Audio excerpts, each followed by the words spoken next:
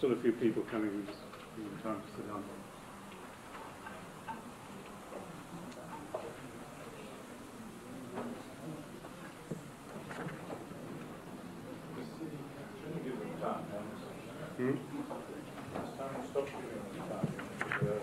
Yes, but then I disturb the peace.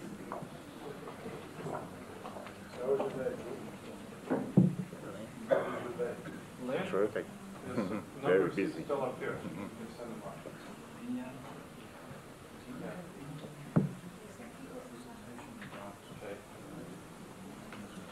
Okay.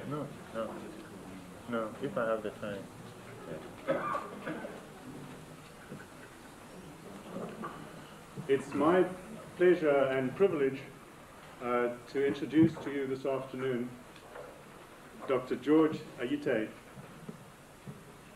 He was born in Ghana and obtained his BSc degree at the University of Ghana.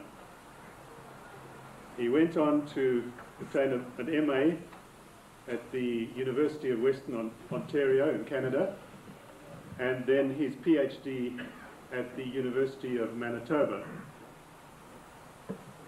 His specializations, his PhD course, were advanced micro theory, development theory, advanced macro theory, and advanced monetary theory. His dissertation was on effective capacity to save, an alternative monetary approach to development.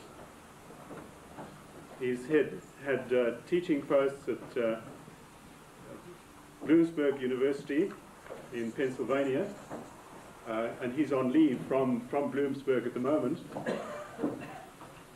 He was, until earlier this year, a visiting fellow at the Hoover Institution of War and Peace, and is presently Bradley Scholar at the Heritage Foundation. Dr. Ayittey has a total of 55 publications to his name, an extensive list, and he is presently concentrating on economic development in Africa. I have been listening to him for the past few days. I find what he has to say to be absolutely fascinating, and I'm sure you will find the same. My pleasure to present to you Dr. George Ayittey.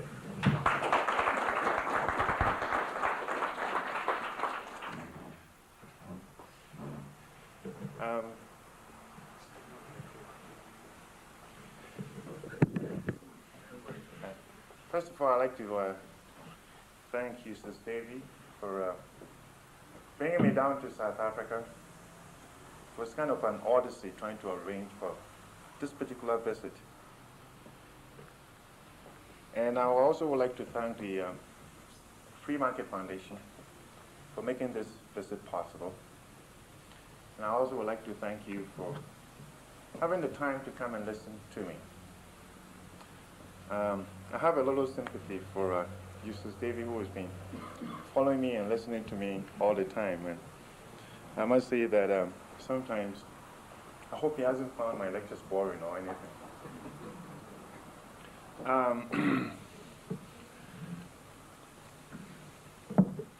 For the past few days, I have been talking about Africa's indigenous economic system. But today what I'd like to take a look at is Africa's indigenous political system. And this topic is very important. Important because we have a political crisis in all of Africa. See, there's one thing which either the world refuses to look at, or one particular issue which we have not particularly addressed. A lot of people believe that South Africa is Africa. South Africa is the problem, has a political problem, but the rest of Africa is okay. But you see, the rest of Africa is not okay. It is true there's a political problem here, a crisis here, but you see, we also have a political crisis in the rest of Africa. There are 52 there are 52 African nations, but less than 3 of them allow the people the right to vote. And those 3 are Botswana, Senegal, and Mauritius. I come from Ghana, and in Ghana I cannot talk to you like this, and it's a shame. And Ghana is supposed to be a free and independent black African nation. See, the freedom that we fought for from white colonial rule never came to many black African nations. In fact, black Africa has been betrayed, and that's one of the titles of my books that will be coming out, Africa Betrayed by its leaders. We have a political crisis, not only in South Africa, but also in the rest of Africa. How do you solve that political crisis? There is uneasiness and uncertainty. Should we borrow the American system and impose that on Africa? Should we borrow the French system and impose that on Africa? Should we borrow the Russian or the Chinese system or the Cuban system and impose that on Africa? Well, I tell a lot of people that, look, we're not French, we're not Americans, we're not Chinese, we're not Cubans, we are Africans. And we have our own indigenous political heritage and institutions, which a lot of people are not aware of. Nobody made any attempt to study these political, indigenous, economic, and political institutions. Why? Because the colonialists said, oh, the black Africans were savages, they're barbarians. They didn't know how to rule themselves. We have to show them how to rule themselves. They had nothing.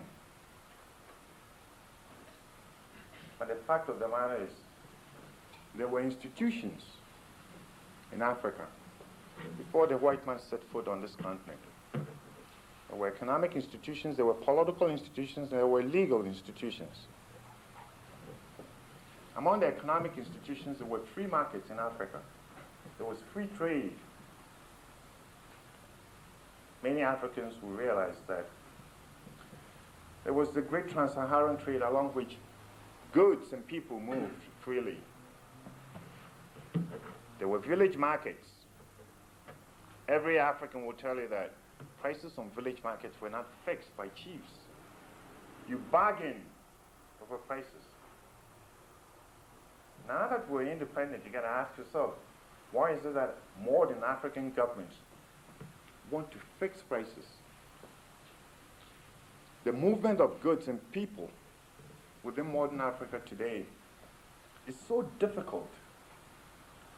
Everywhere you turn, there are roadblocks, there are barriers. We're saying that the boundaries in Africa were artificial, they were created by the colonialists. And why are we trying to enforce them? In pre-colonial Africa, we did not have smugglers, but today we have smugglers, and we threaten to shoot them by firing squad. We also have indigenous political institutions. There were empires in Africa. There was the Ghana Empire, there was the Mali Empire, there was the Great Zimbabwe Empire.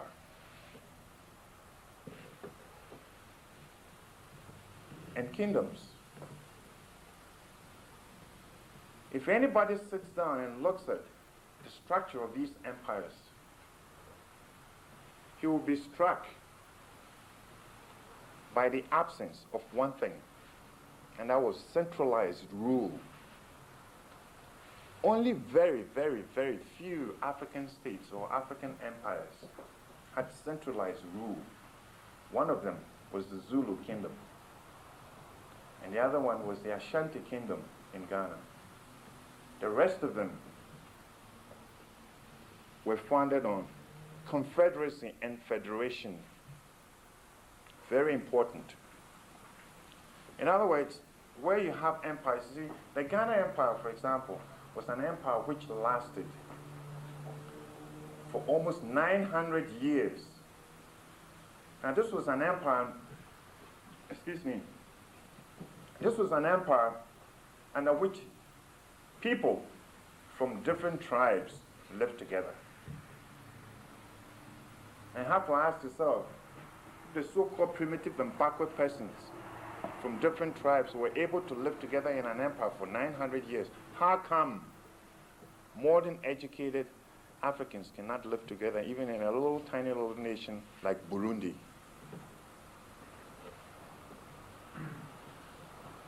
There was a hierarchical structure of government in the empires. If you took something like the Zandi Empire, which stretched across Central Africa, they had a king who was the ruler of the whole province or kingdom. And then the kingdom was divided into provinces. And what the king did was appoint his sons as provincial heads. And then down below the provinces, then you had the villages. Village governments were in the hands of chiefs. Whether the tribe was conquered or not, village government remained the same. And in the empires, the kings had courts, and each province had a delegate or a representative to the king's court. The African king played very, very, very little role in politics. As a matter of fact, the king's function was not to rule his people. Now let me explain to you the role of the African king. In the African philosophy, in the African philosophical conception of the universe, there were three elements. There was the cosmos, and there was the world, and then there was the earth. Now Africans believe that these three elements must always be in perfect harmony. In other words, the universe was like one giant equation, which must always be in perfect balance. If it is not in balance, something terrible will happen.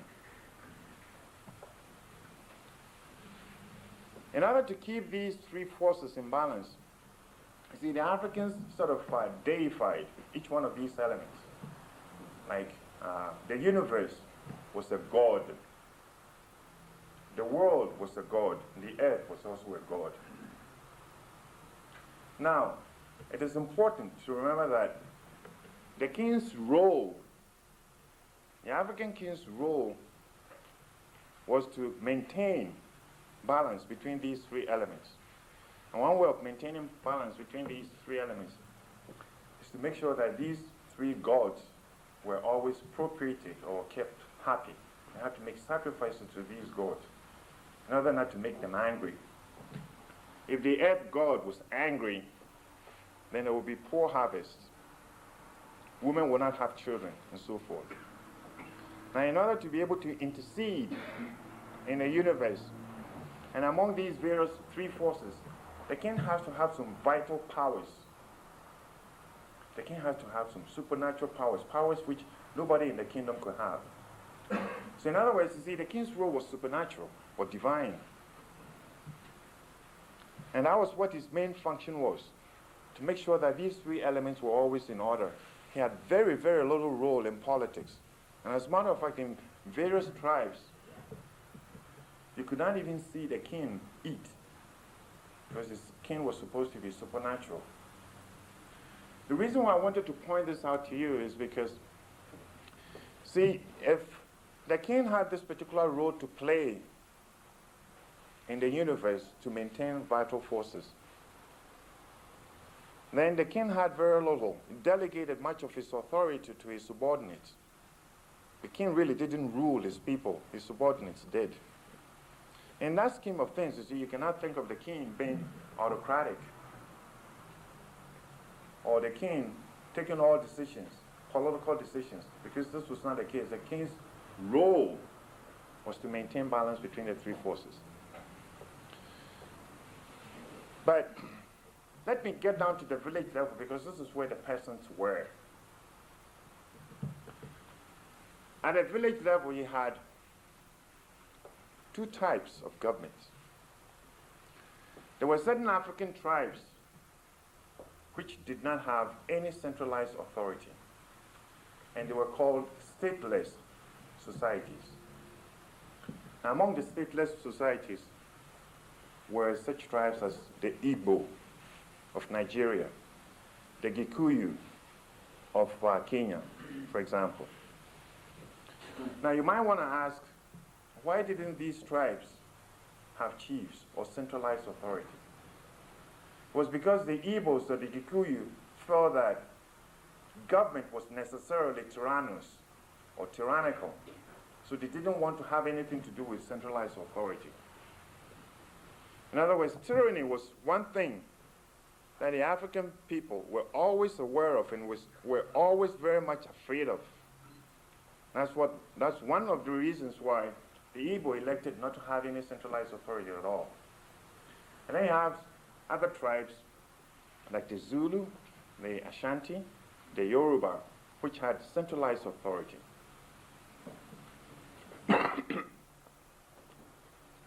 The village government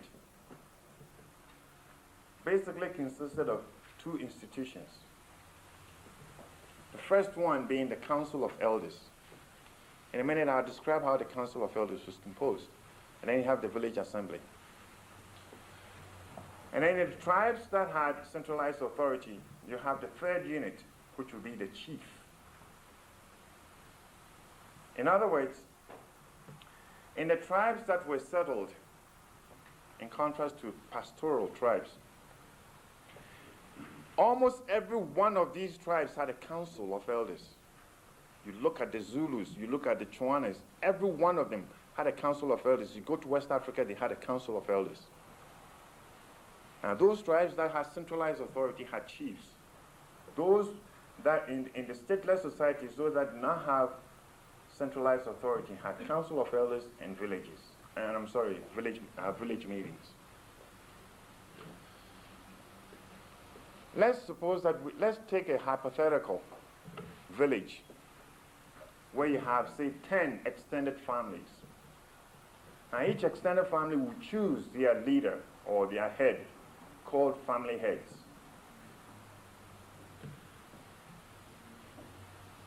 When these 10 heads come together, they form a council of elders. In the states that have centralized authority, a council of elders will choose a chief. When the chief is chosen, the chief himself will find or will come together, would collect a few individuals, trusted individuals, and these individuals will become what is known as the chief's inner council of advisors. When there was an issue to be debated, the chief would try this issue by his advisors. They would debate this issue. And if they agree on this particular issue, they will present the issue to the Council of Elders. The Council of Elders would deliberate and debate this issue until they reach unanimity. The African political tradition is noted for the chief and his councils. Usually they will sit under a big tree and talk and debate, sometimes for days, until they reach unanimity. Unanimity has always been the cardinal feature of the indigenous political system. If the chief and his council of elders could not reach unanimous decision, then they are required by custom to call a village meeting. At the village meeting, the issue will be placed before the people.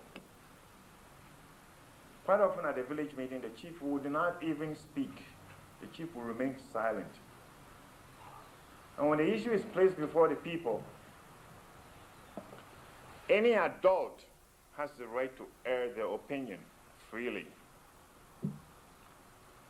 They would debate the issue back and forth. Now, at the village meeting, the emphasis was on consensus. You see, you cannot have unanimous decision at the village meeting because, you see, the chief and his council members could not reach unanimous verdict at the council meeting. So the village meeting had been called to determine a consensus. And really, a consensus is trying to determine a majority decision. In the African traditional system, once a consensus has been reached, then everybody is supposed to abide by it. In other words, once the decision has been made, everybody is required to respect that decision. Anybody who opposed that decision was seen to be against the tribe because the decision was not something which was imposed upon the tribe. It was the tribe, the whole tribe, which debated the issue and decided for themselves. So everyone else is expected to support the decision. It's important to understand it this way because when a lot of people came upon this tribal system, they said, there was no organized opposition. So you have a dictatorship. That's not true.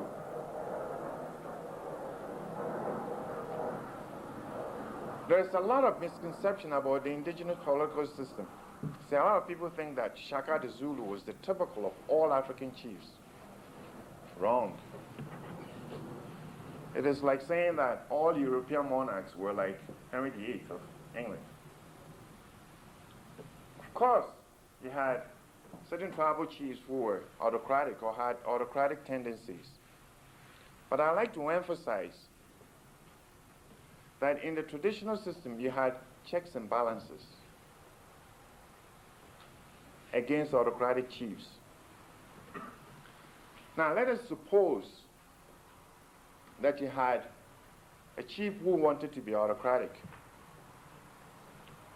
The first line of defense was the chief's inner council of elders.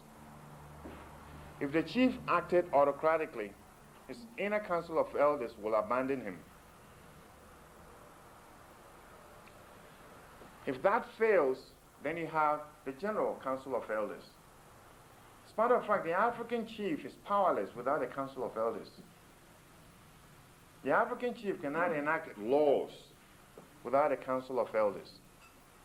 As a matter of fact, among South African tribes, even a laws have to be ratified at village meetings. Now, some of these village meetings have some indigenous names, and I'd like to mention a few of them. For the Tswana, for example, there is a village assembly. Which is called Putego, and it is an assembly to discuss matters of relatively minor importance or to listen to formal announcements from the chief. There is another assembly called Pitso, which is an assembly to discuss issues of major importance, such as taxation and levies.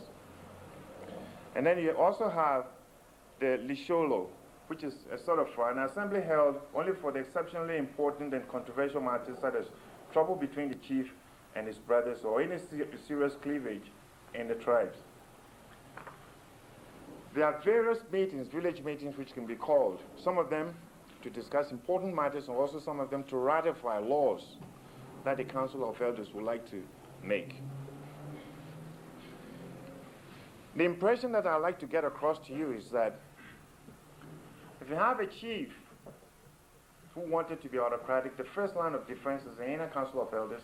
The second line of defense is the general council of elders. See, the chief could not depose or remove the council of elders because, you see, the council of elders were chosen by the extended families and their positions were hereditary. The chief could not remove them. So, you see, the chief had very little power over the council of elders. But let us even suppose that the chief was able to remove the council of elders, just for a moment of argument. There was a third line of defense. Among the Igbo,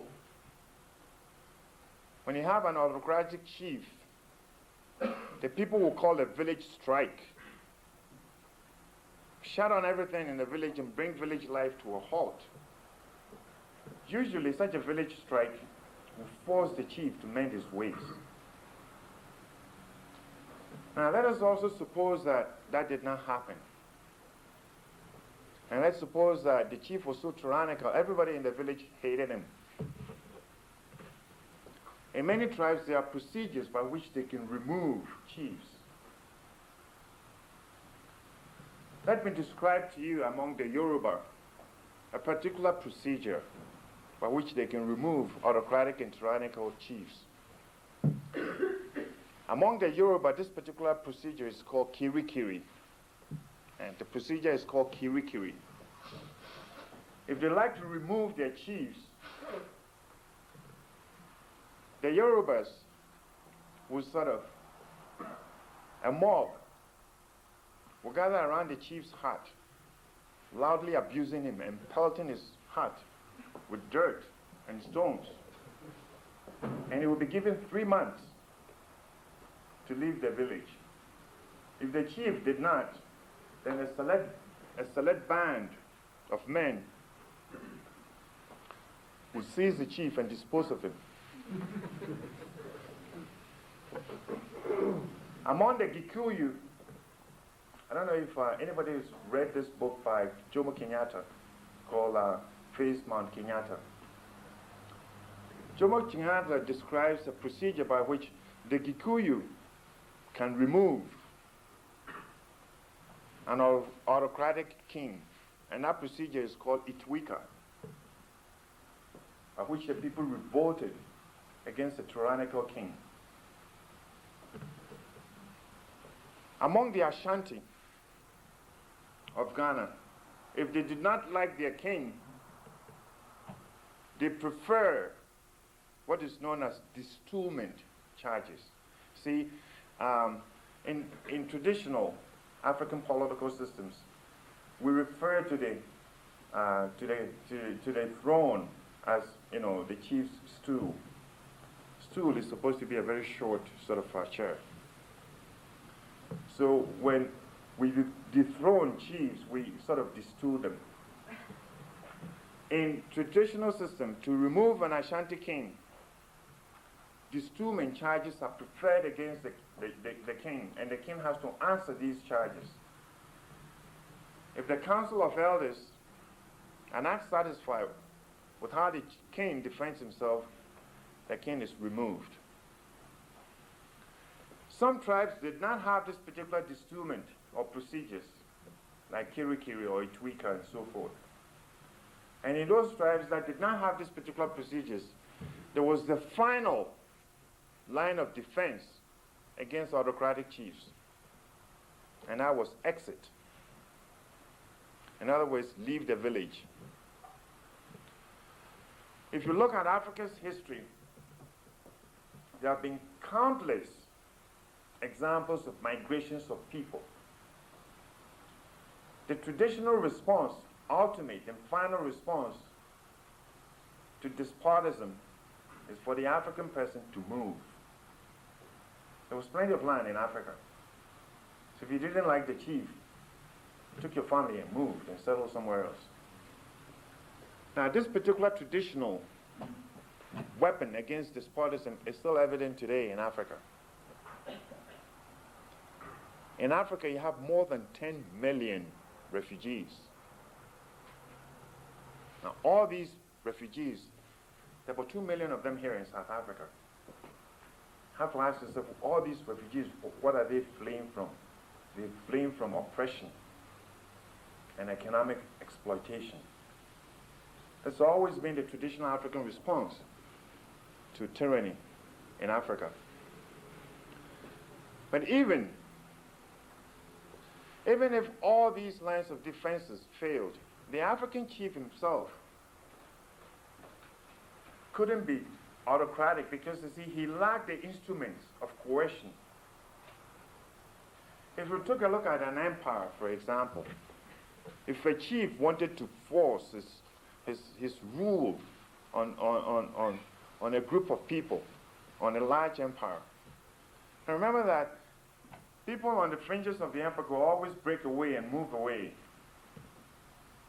There was no modern means of, communications. By the time people at the outer fringes of the empire moved away, by the time the news got to the chief by foot, the people would be several miles away, and the chief just couldn't bring them back. The sense that I like to convey to you is that dictatorship or despotism became a problem in Africa in the modern age, where you have, when we have modern means of population control, guns, aircraft. Today, with an aircraft, you can easily reach the outskirts of a country, and you can demand, you can push persons back into the country, or demand to see their passports and so forth. But if you look at the indigenous system of government, there's one thing which we need to realize, and that is, in the states that have chiefs, the chief was chosen. The chief was appointed. The chief did not appoint himself. It's a very, very fundamental difference. The African chief was chosen, he did not choose himself. Now, second important difference is that the African chief did not declare his village to be a one-party state system. Very important. When the chief and his elders could not reach unanimous decision and they called a village meeting, any adult could participate in the decision-making process. You cannot have participation in the decision-making process if you do not have freedom of expression. This particular freedom of expression, or right to freedom of expression, was fiercely defended among the Yoruba and among many tribes.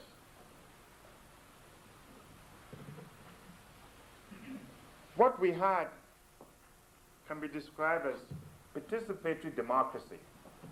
Nobody was shut out. You could participate. As a matter of fact, even foreigners could participate in the decision-making process. In Angola, King Alfonso had Portuguese advisors, and the Portuguese could participate in the decision-making process. They had representatives in the king's court. In Ashanti, King Osebozu also had foreign advisors. In other words, the traditional system was such that, nobody was excluded. Even slaves had their representatives at the court.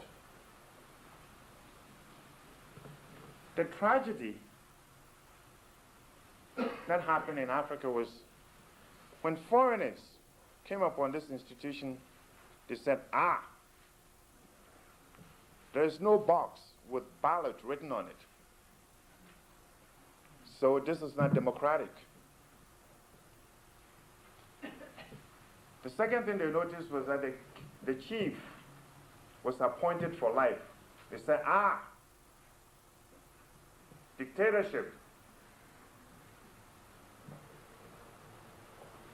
And they also noticed that there was no, as I pointed out earlier, there was no organized opposition, because in the traditional system, once the community reach a consensus, everybody is supposed to support it. They say, there's no organized opposition, so the system is undemocratic. But as we're seeing, this is not true. This was not true. The African traditional system was one in which people participated in a decision-making process. The chief's role was not dictatorship, but the chief's role was a consultative system of government, to consult. And to consult, one has to air different opinions, alternative opinions. There was freedom of expression. You gotta have freedom of expression before people could reach a consensus. And what I've described to you in very, very simple terms was the basic structure of the indigenous political institution. Now, if you move from one tribe to another, of course, there were little sort of variations, because there are more than 2,000 African tribes, and there was incredible amount of diversity. But in spite of that diversity, there were commonalities. The commonalities were the fact that you have council of elders in each one of those states that have central authority. And you also had village assemblies.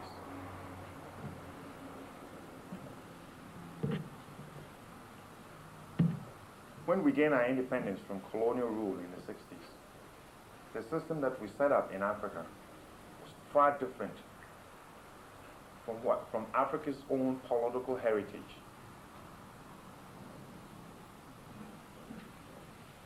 We had African heads of states who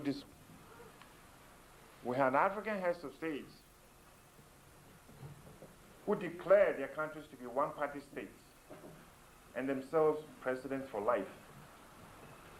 You take a look at Zambia. President Kaunda has been in power for more than 24 years.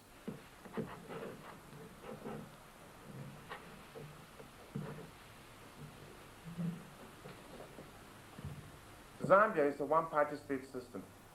If you don't belong to the ruling party, you can't participate in the decision-making process. It's an African. You go to Ethiopia,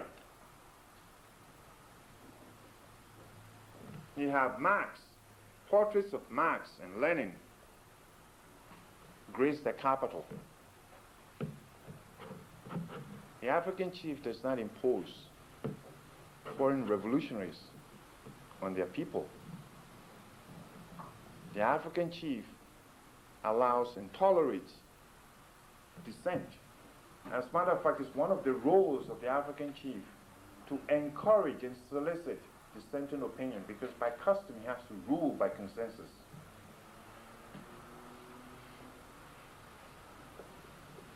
If you look across not only Ethiopia but Angola, Mozambique, even Ghana. Now this is something which is very painful for me to say. Painful for me to say is because, you see, when we fought for our freedom from white colonial rule, we had another set of white aliens imposed upon us. Even a moron can see that Marx and Lenin were not black Africans.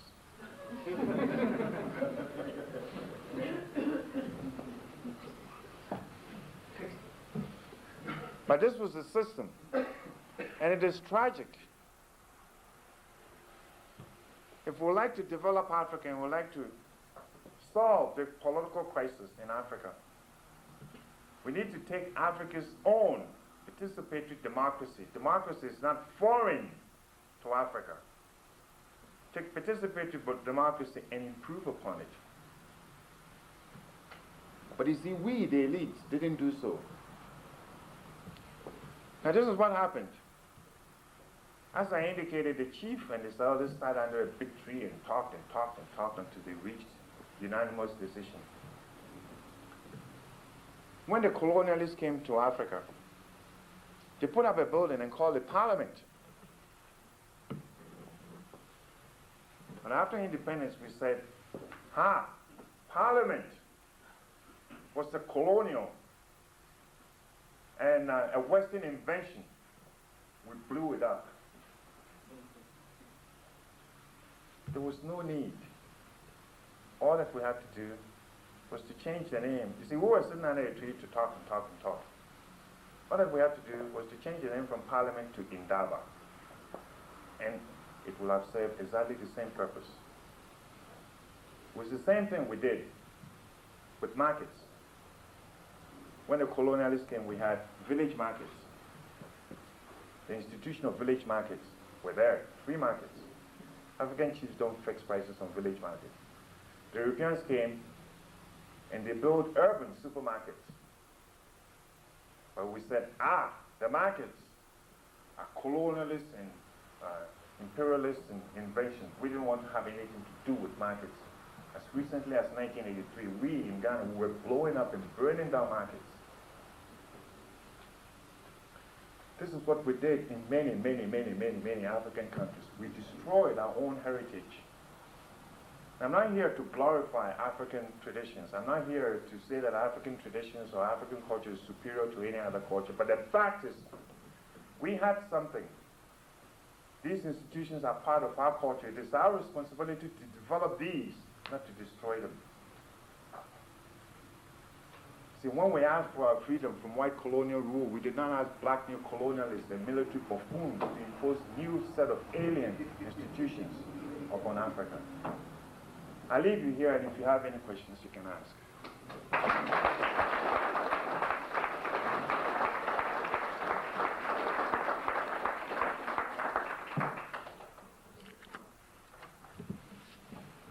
How do you view the election in Namibia last week?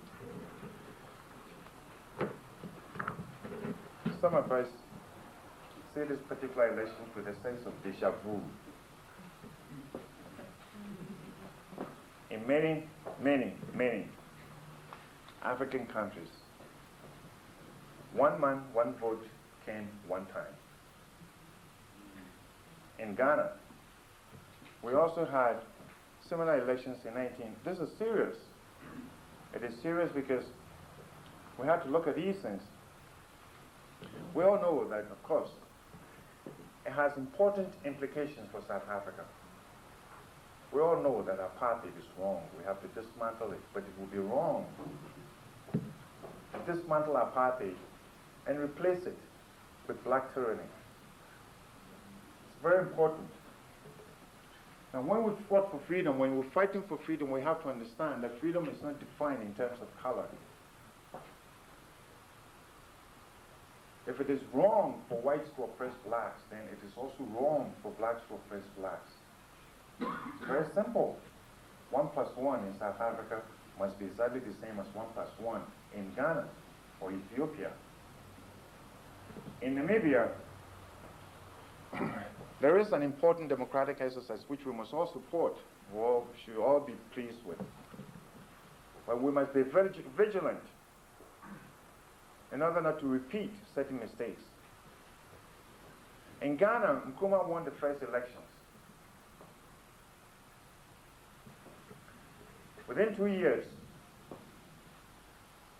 he had adopted a preventive detention act.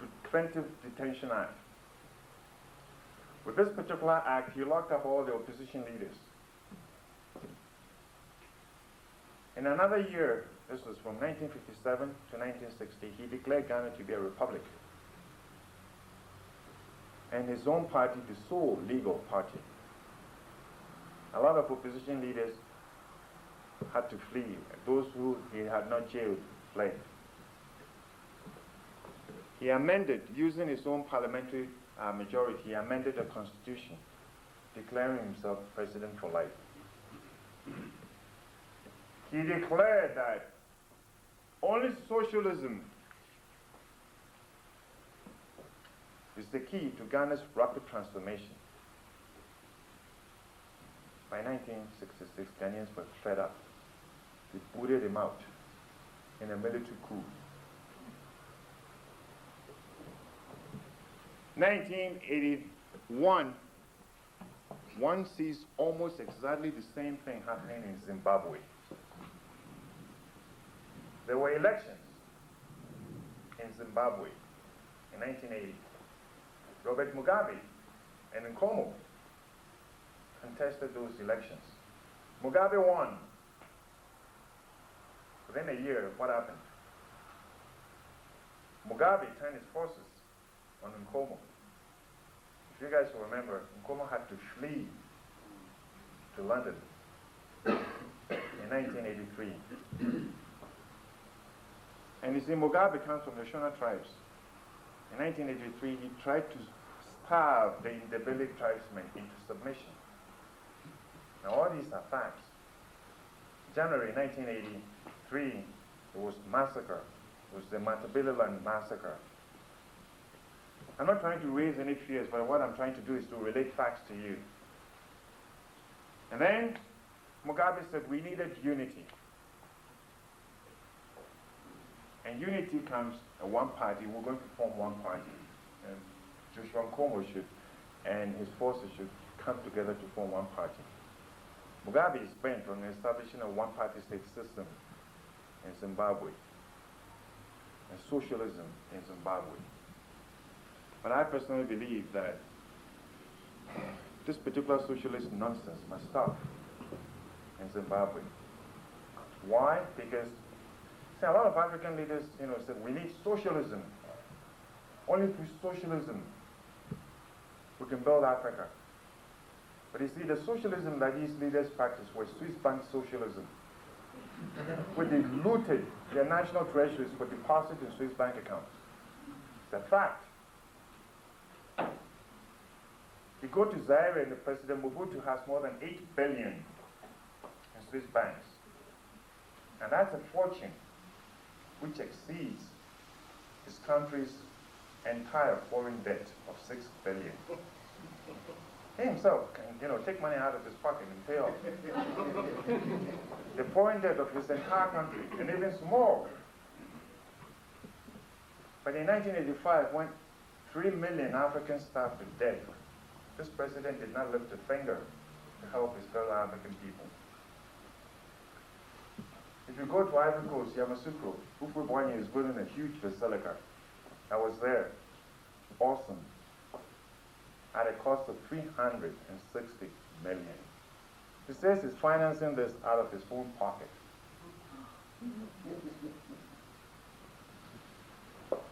But to get back to your original question, in Namibia, SWAPO has won the elections.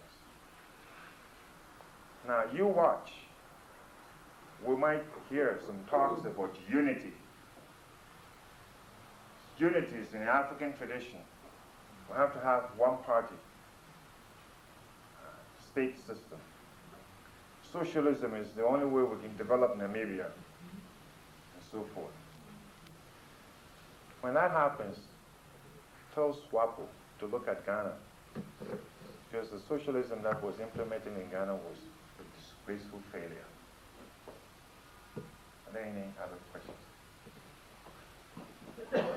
What kind of comparisons, if any, do you draw between this indigenous consensus system and the English common law system and the Roman Dutch common law system, which was also a type of consensus or practice? Do you draw comparisons between the two? I don't want to draw comparisons.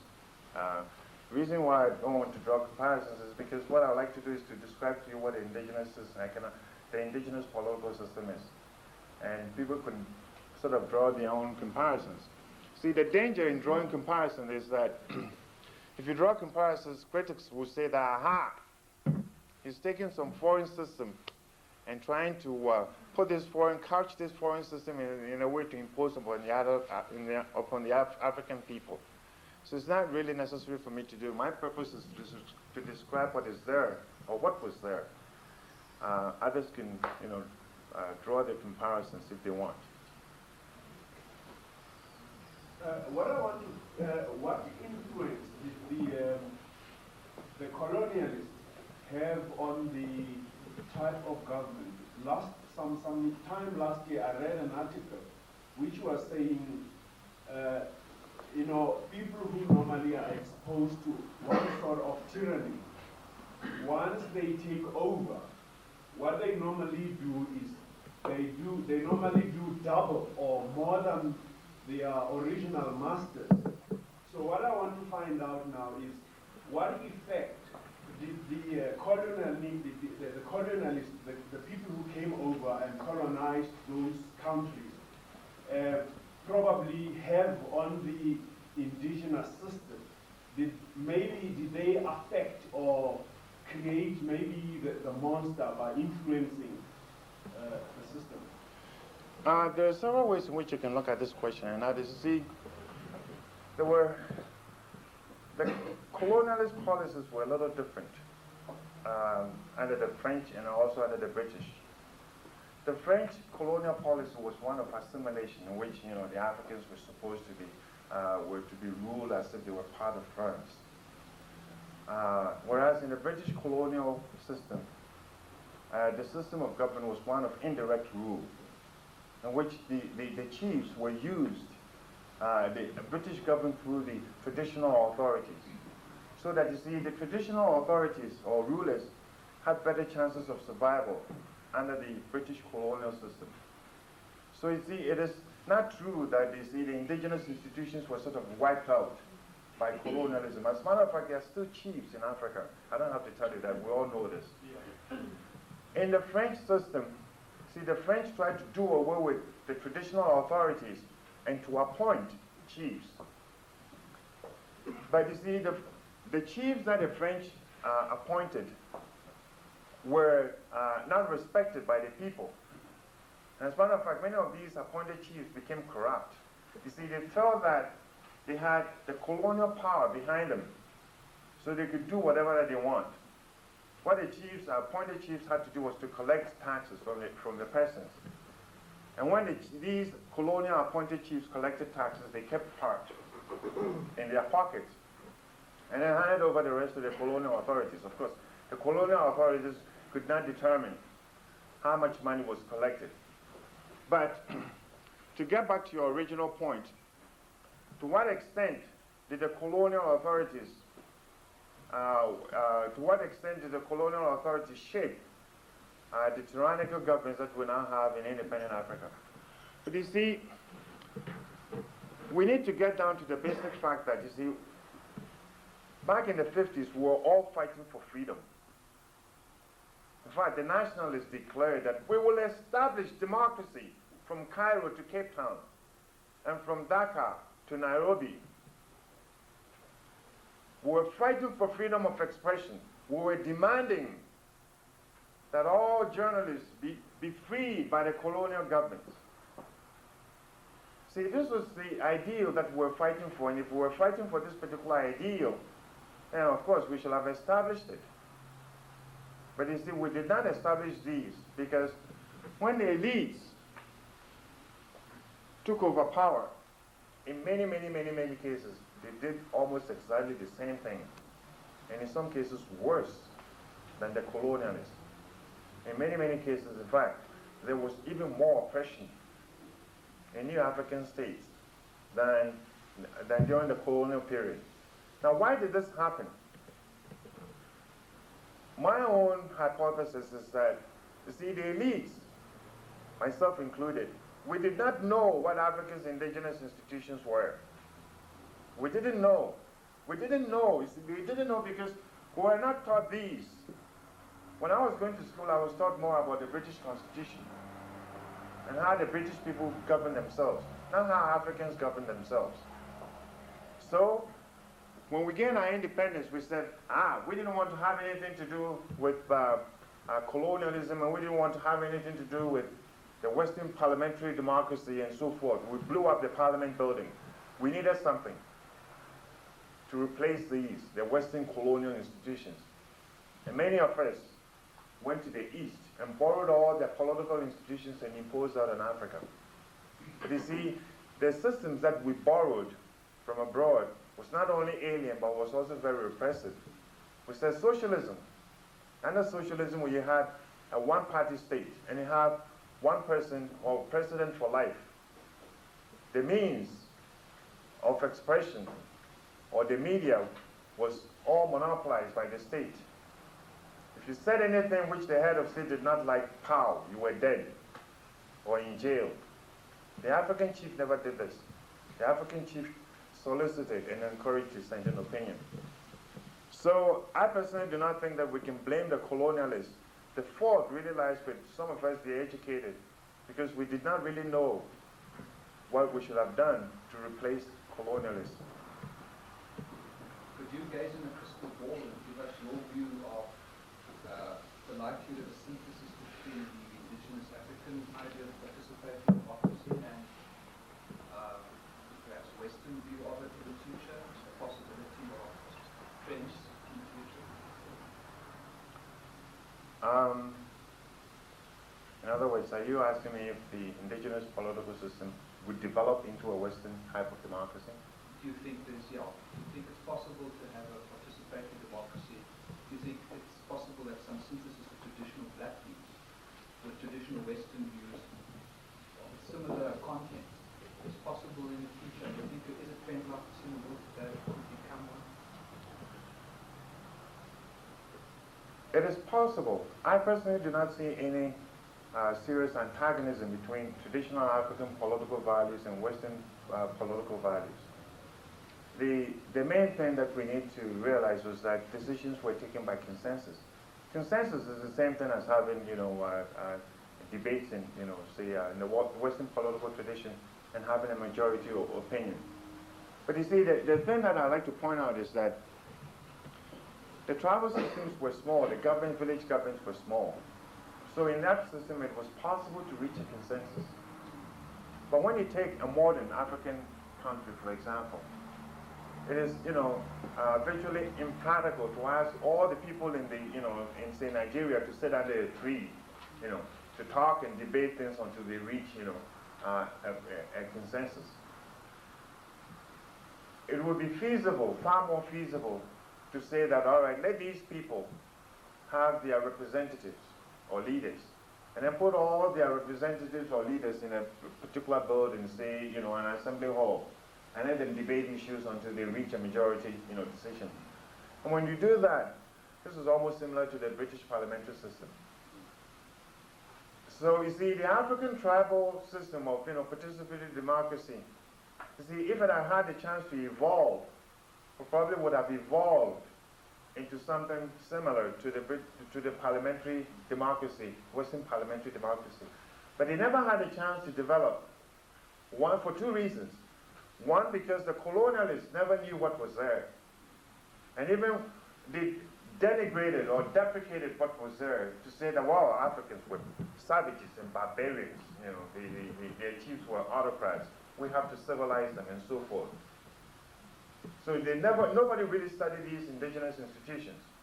And after independence, we, the elites, we didn't even improve upon the indigenous institutions ourselves. As a matter of fact, we tried to destroy them because they were an eyesore, they were an embarrassment to us. To answer your question, if these indigenous institutions had been allowed the time to grow or to evolve, they probably would have evolved into something very similar to the Western democratic system. Because I don't see any conflict between consensus and reaching a majority in Parliament. Doctor, wouldn't it rather be a better scheme if we spoke in terms of devolution of our own political structures in the West and got back to basics, which would rather accommodate local government to a greater degree? In other words, instead of looking for a growth towards any form of centralisation of government, to go back the other route and dismantle centralised government as much as possible. And arising from that, can you actually see your traditional African governmental structures fitting into a modern Western society?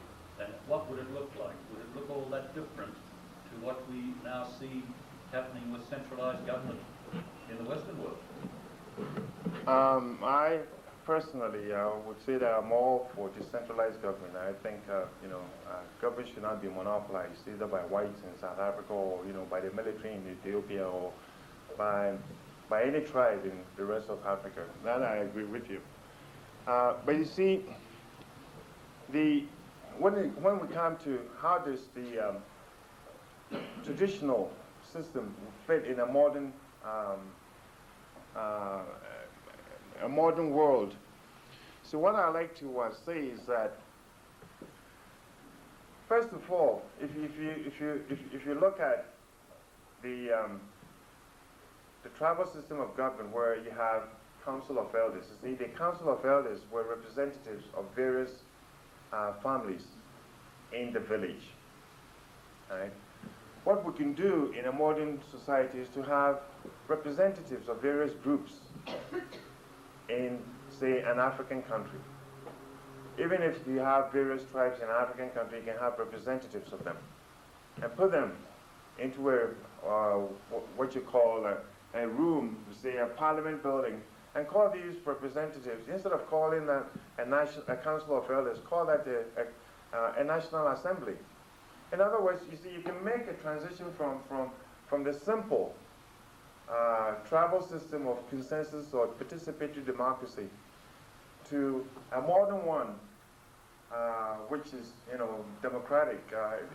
The transition shouldn't be any difficult because, you see, in the traditional system, the chief does not make law and impose it on his people. It is the council of elders and the chief and the village assembly which debate and ratify laws. So can one deduce then that it would be a better system for delegates to go forward from your local government institutions upwards slowly until you get to the top? In other words, let's dispense with direct elections of central government. You're forcing me to make a judgment call, which I do not want to make. What I like to do is, I have described that, what is there and what has always been there. It's our responsibility to build upon it. How we build upon it, of course, we can debate and disagree on how we should go about this. But the important thing to realize is that at the local, indigenous, grassroots level, you had participatory democracy. It is our responsibility to build upon it, not to destroy it.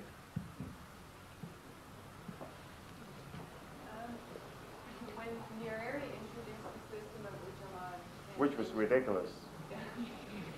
said it was based on an indigenous African socialism. I wondered if you could speak briefly about that. I was quite interested because the Afro-Caribbean Society at my university in North America practically revered you. I think, you see, the indigenous African system was grossly misunderstood by many of our leaders. Let me explain this because this is very, very important. Socialism was imposed upon Africa because a lot of African leaders believe that it can be supported by African tradition. But that's nonsense, pure nonsense. It is true that the African people, the peasants, are communalistic. Communalistic in the sense that they pool their resources together to help themselves. Here in South Africa, when it comes to, say, finding capital to set up a business, the peasants pull their little resources together in a sort of a stock-feld. Now, this stock-feld type of institution, you can also find that in Cameroon. It's called tontines. In Ghana, you can find this, little credit schemes. The peasants pool their little savings together. You can also find that in Ghana called susu. In Yoruba, you also find this called isusu. Now, the mere fact that the peasants pool their resources together, right, in that sense, you see, we can describe them as being socialistic. Does not mean that they are communists or socialists. They're two different things. There's a distinction between being communalistic and being communist. Very, very important distinction. Now, in the United States, for example, when a tornado hits a town, the Americans sort of pool their resources, pool themselves together to build, to rebuild. See, it does not mean that they are communists. Now, again, the distinction is important. Now, a lot of African leaders fail to make this distinction. When they saw the peasants pooling their resources together, they said, aha, you were ready for socialism. Wrong, dead wrong. Now, let me give you another example.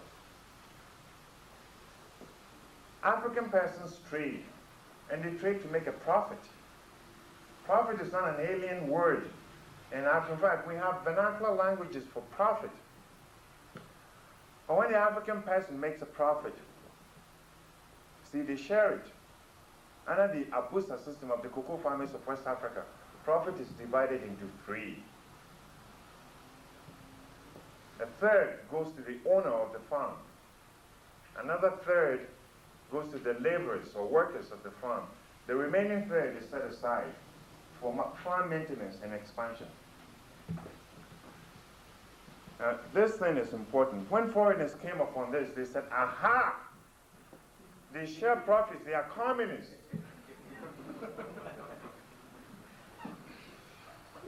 Now, when African leaders saw this, the African leaders said, aha, they share things, so they're ready for socialism. Of course, both of them, the African leaders and foreigners, were totally wrong.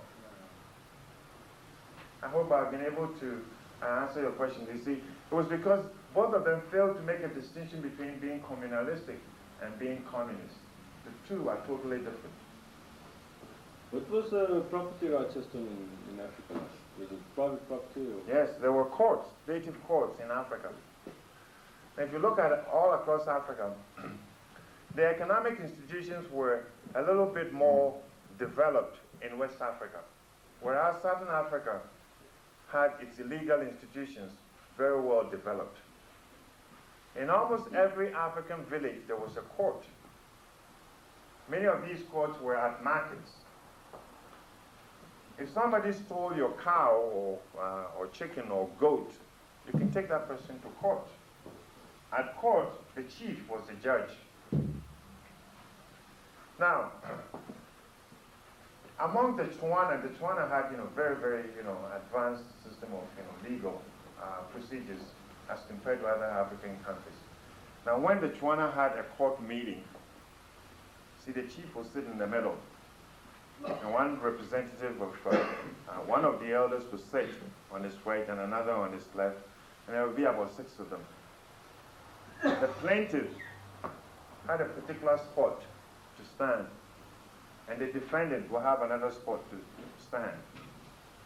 First, the plaintiff will present his case, and then the defendant will also present his case. Now, it is important to realize that during the deliberation, anybody present at court would air an opinion. In other words, you see, in our traditional system, we had a system where the jury itself could, participate in the deliberations. And during the deliberations, the chief, who is the judge, will remain silent. After listening to all those various viewpoints, then the chief will summarize and give his verdict. Now, if you, the plaintiff, did not like the verdict, you can appeal this. In the indigenous system, we had 3 types of courts. We had a family court, then we had a village court, and then we had a king's court. Now, you can appeal from the family court to the chief's court to the royal court. And when the chief rendered the decision, the chief was not infallible. Sometimes the chief could render an opinion which was unpopular, and everybody in the court would be angry and shout and sort of overturn the decision by the chief. So the chief's decision can be, overturned. Now, there's also one thing which I need to point out in the indigenous legal system, and that is, in the indigenous court system, if you took a case to court and you lost, you pay all court costs. Very important. If you lost, you pay all the costs, the court costs. I believe it's something which, especially the Americans can learn, because, it is something which can prevent, frivolous, court cases. If people know that if you take any stupid case to court and they stand to pay all court costs, perhaps that could, act as a restraining effect of it. So we had property rights which were defended by native courts. See, there's this, myth that, in indigenous Africa, everything is, communally owned. This is not so.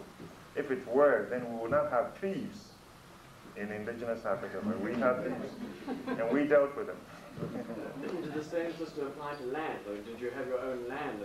Did you have to pay rent on your land as chief, or did you own your own land? Or? I guess, land is, this is the, land is also one of the issues of indigenous Africa which is not well understood. But let me take, a few minutes to explain this, because there's been a source of a lot of confusion. See, land in the indigenous Africa is not owned by the chief or the king. The chief or kings only hold land in trust. land belonged to royal or ancient ancestors. Land in indigenous Africa are owned by families or lineages. Let me give you an example. Let's suppose that the year was 1500. Back then, there was plenty of land. In our traditional system, land, the rivers, the forest, the ocean did not belong to anybody. But as soon as somebody applied his labor or settled on land, then it possessed. And you could exercise, property rights over that plot of land. Let's suppose that the year was 1500. And say there was, a man called Tom. And they did not like, say, Shaka the Zulu. They said, we're leaving. And him and his party moved and found 50 acres of land and settled on it. Then you see Tom will be the owner of the land. Now, if Tom had 10 children and, Tom died, then his children would be entitled to use the land, but they will not be allowed to sell the land. In indigenous Africa, you can't sell the land. There were two reasons why you can't sell the land. Because one, land was part of, the three elements in the cosmos. It was deified.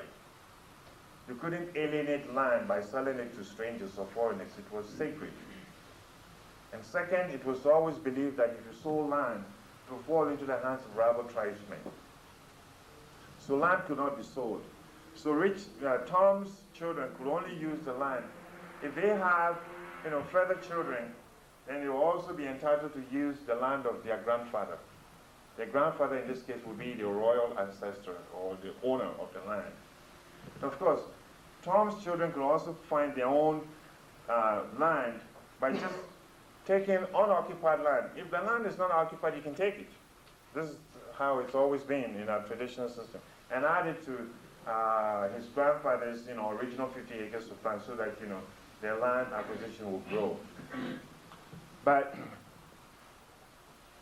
let's suppose that the children never did any of this and retained the original 50 acres of land. You see, then the original 50 acres of land will be passed on through generations. You see, one of the defects in our own indigenous traditional land tenure system was that, you see, as the land passed from generations to generations, it was subdivided and subdivided and subdivided because everyone was entitled to use it. But you see, the ownership remained within that particular lineage. Now, if for some reason Tom did not have any children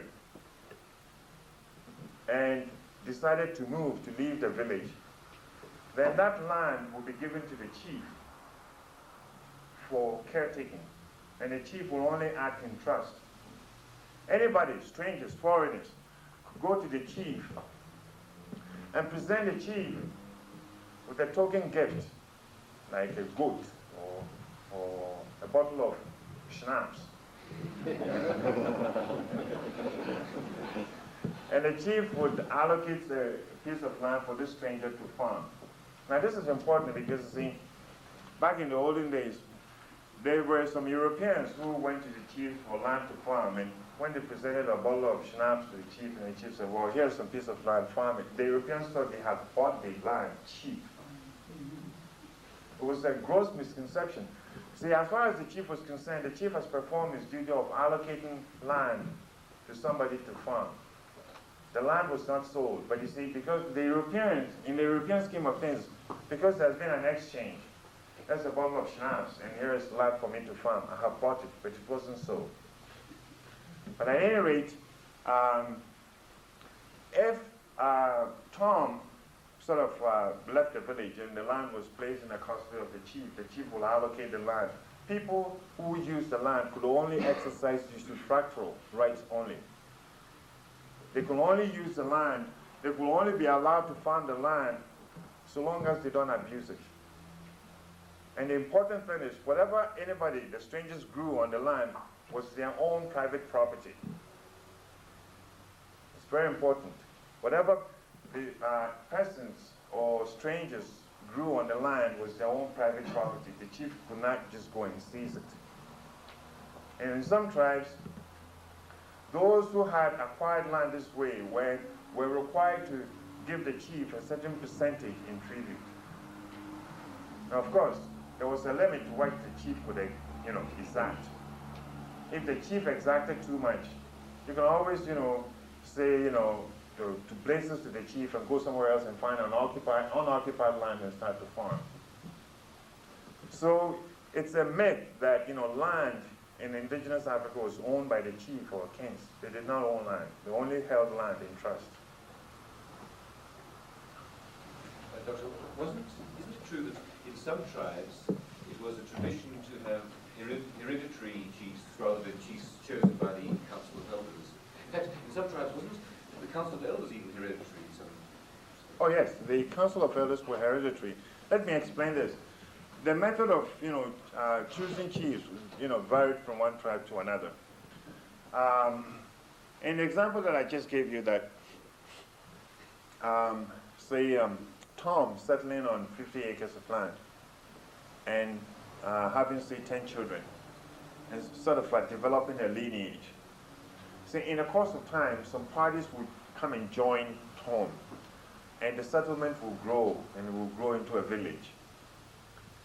Now, in the indigenous system, Tom's lineage will be the royal lineage, and Tom and that lineage will be the one from where the chief will be selected. It's important. The chief will be selected from Tom's lineage. Now, there are certain people who select a chief. In some tribes, they are called kingmakers. Now, they will present, when the chief, say, dies, the kingmakers will select somebody from, say, Tom's lineage and present it to the Council of Elders. And the Council of Elders will look at the person and assess the suitability of that person to become a chief. If the Council of Elders do not like this particular person to be a chief, they will reject that, so that the kingmakers will have to go back and find another suitable person. So that you see, of course, the indigenous political system was not perfect. It was not perfect in the sense that not everybody could be a chief. Chief was restricted to certain particular families or lineages. But then again, you see, if we like to improve the system, then we can say that we should not restrict it to this particular lineage. We should make it open to all.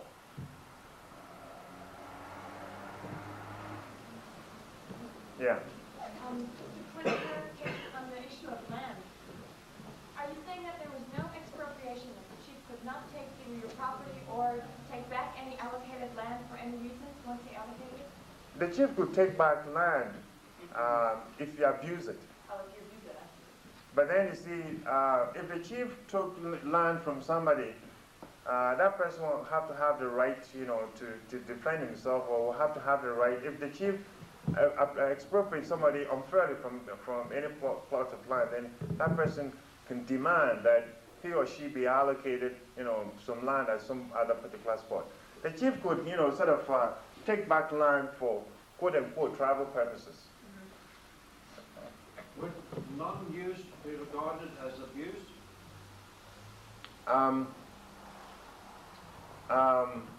Non-use will be regarded as desertion, and it will fall right back into the hands of the chief.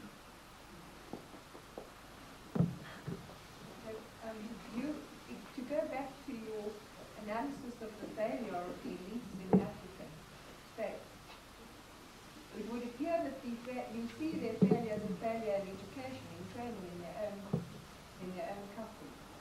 And much of that information was available in the university system in South African anthropological and African studies departments, but never filtered through to the schools, to the education system. But that knowledge is now contrary to the interests of the people who are in power in those states. What do you see as a solution to this? Freedom of expression. That's contrary to their interests too. Yes, freedom of expression. See, if we had, freedom of expression, this is very important because I should tell you this.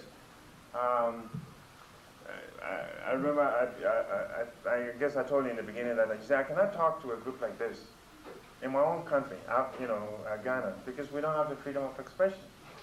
Um, some incident happened to me, and I think I should relate this to you. It happened to me in Kenya. Kenya is one of the countries which is supposed to be quite free and progressive. I was in Kenya last Saturday, and we're supposed to go on a safari. I had bought my ticket to go on a safari, and the time was 1 o'clock. And the bus would leave was going to leave at 2 o'clock. So I looked at the time, it was 1:15. I said to myself, I have 45 minutes to kill. So I said, well, why don't I go to this was the Intercontinental Hotel. I said, why don't I go there and have a beer, and, you know, while I wait the time. And when I sat down, a Kenyan came to me.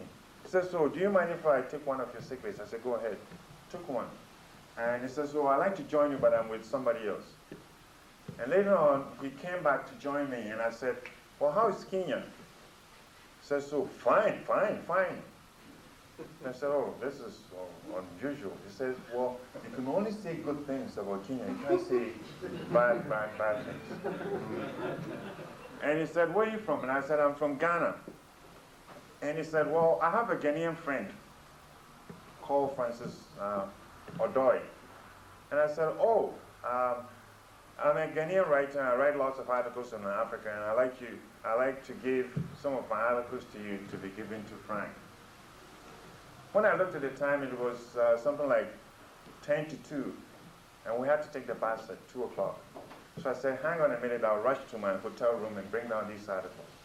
So I went to my hotel room, brought these articles, wrote my hotel room number on top of the first article, and my address in Washington, D.C., and I said, you know, hand this over to the Ghanaian friend of yours. And, you know, you can write to me or contact me if you wants to.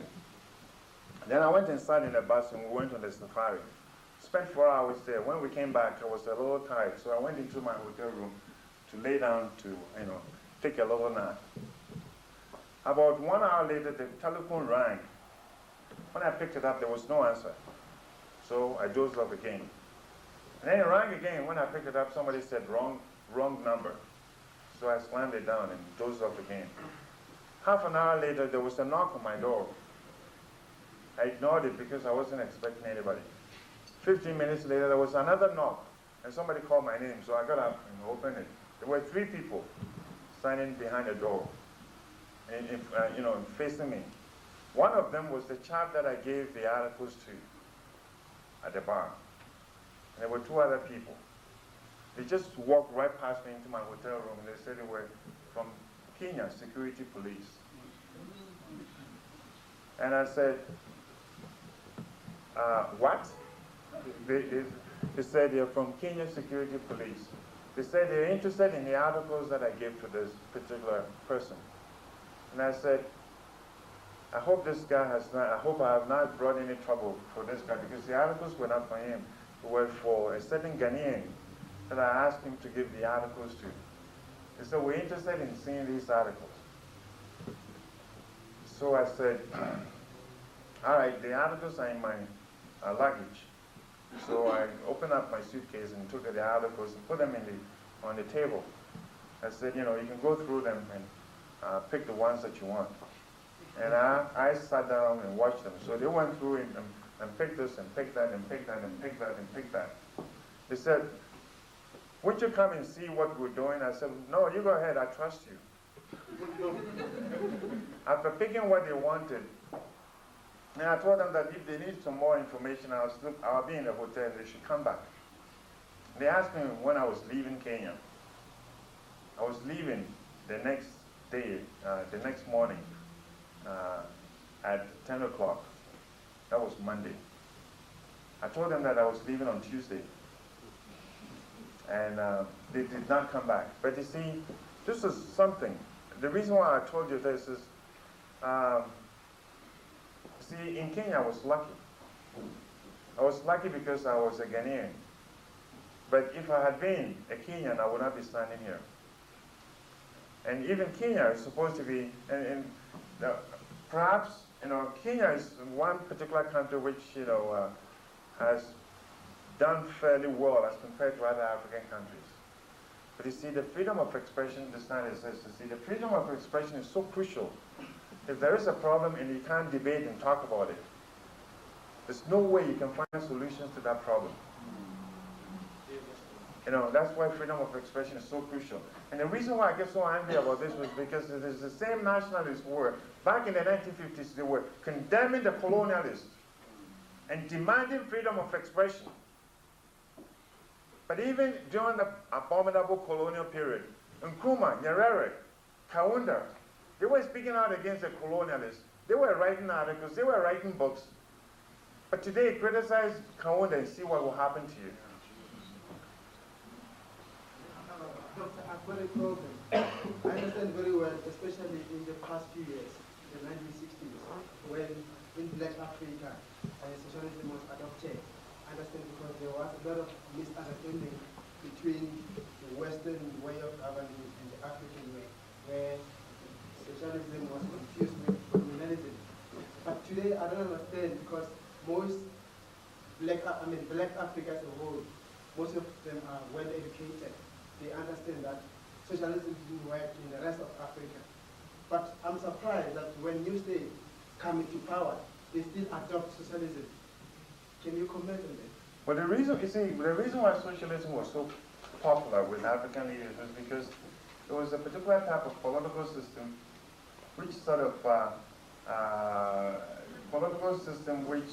was very, very suitable with their own egomaniac and egotistical ambitions. See, under socialism, you see, they declared themselves to be a one-party state system. See, the president was the president for life. What more could you ask for? You're the president for life. You were the commander of the armed forces. You were the chancellor of, you had all the powers.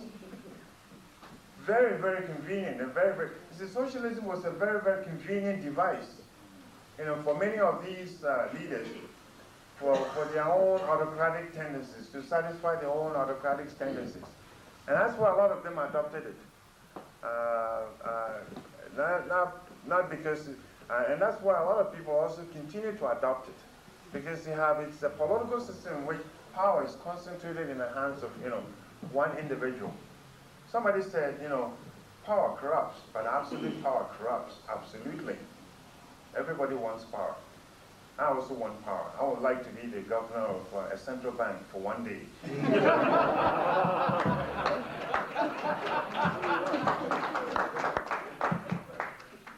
Should we take just one more question? George has had a heavy day. Yes. I just want to know precisely if during the pre-colonial period Ghana was economically viable, and to what extent was it viable, if not, and could you perhaps compare the viability of the pre-colonial period with the post-colonial period and comment on that? See, when you talk about viability, you have to take several things into consideration, like the resources of the region, and the size of the country, and the size of the market. It is true that you have many countries, you know, created out of, you know, nothing, like Burkina Faso, for example. Some of these countries are landlocked. Burkina Faso, for example, doesn't have any mineral resources; it's all mostly desert. But it's not viability which is important at this stage. What is important is, you know, integration, economic, regional cooperation. See, before the colonialists came, there were movements of people and goods all across Africa. Today, there isn't. As a matter of fact, the percentage of internal trade is only 5% of the total. You see, what we need is, in fact, you see, we shouldn't even have all these several, you know, countries. What we need to have is the United States of Africa. You know, to permit freedom of movement of, you know, goods and people.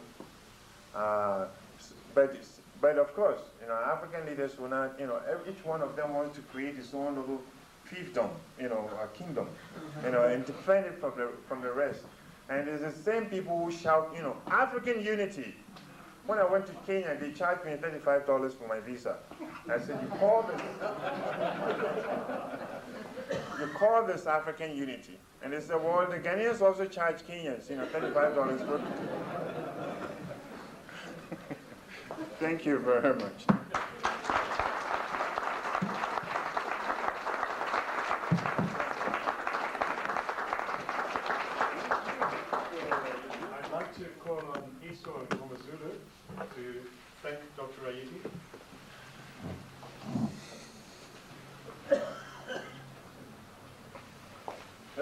before I thank Dr. Ayittey, I would like to say this to you people today.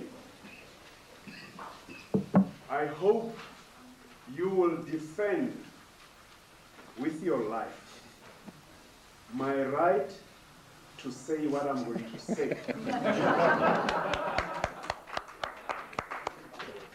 And I promise that I will defend your right to say your views, which are different to mine, with my life. Now, the point is, we say to people, normally people say, history repeats itself. But I say to you, you can quote me, people refuse to learn from history. We refuse to learn from history, and when those things that happen in other countries happen, then we come around and say history repeats itself. I would like to say to you, Doctor, thank you very much for coming to South Africa on behalf of the Free Market Foundation to come and present us with this enlightening talk. We have problems in South Africa, yes, I agree. And as a trainer, when you go out and talk to people, we normally say to them, we don't want to replace white tyranny with black tyranny.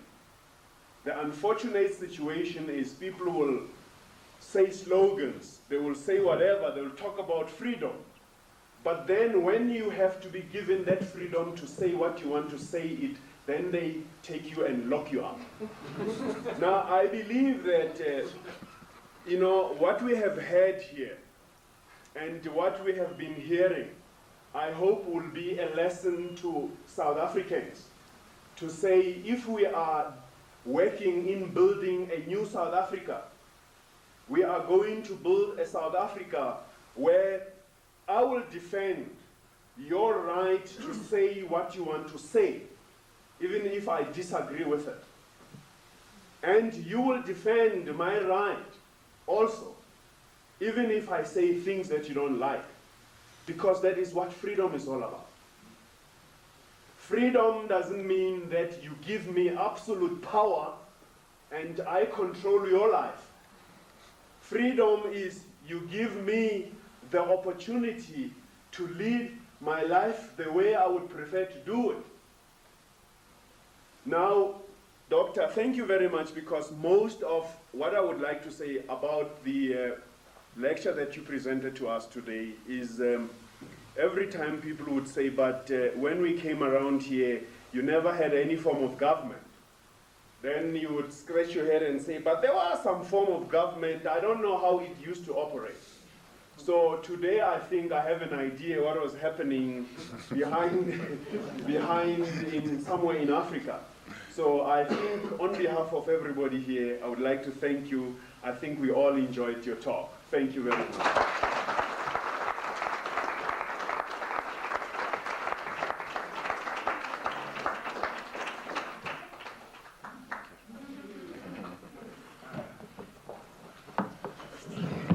There's food and drink. The beer drinkers, I think, have drunk all the beer, but they're not. George, thank you.